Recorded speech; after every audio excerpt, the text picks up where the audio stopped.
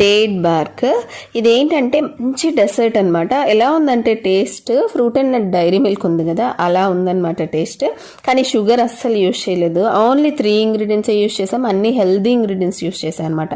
So దీనికోసం ఒక butter paper తీసుకొని దాని మీద డేట్స్ నేను చూపిస్తున్న విధంగా ఒక్క సైడ్ మాత్రమే కట్ చేసుకొని సీడ్ తీసేసుకొని అరేంజ్ చేసుకోవాలన్నమాట.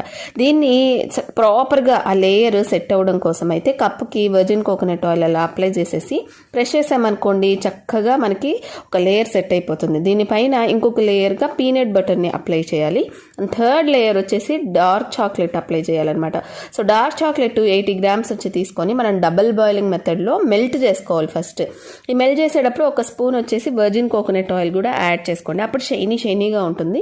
ఇలాగ డార్క్ చాక్లెట్ని కూడా ఇంకొక లేయర్ అప్లై చేసుకొని నట్స్తో కొంచెం గార్నిష్ చేసుకొని 30 మినిట్స్ కానీ ఫ్రీజ్ చేసుకున్నామంటే మనకి డేట్ బార్క్ అయితే రెడీ అయిపోతుంది. ఇలాంటి హెల్తీ